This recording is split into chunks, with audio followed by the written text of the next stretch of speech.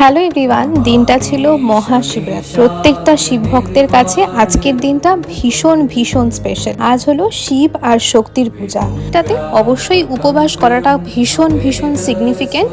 আর আজকের দিনে উপোস করা মানেই কিন্তু নিজের মনের ভেতরে শিব আর শক্তিকে একসাথে করে জাগিয়ে তোলা, মানে থ্রু মেডিটেশন, পুজো, এই সবটার মধ্যে দিয়ে। চলো, আজকের দিনের প্রথমেই সকালে ঘুম থেকে উঠে আমি স্নান সেরে নিয়েছি।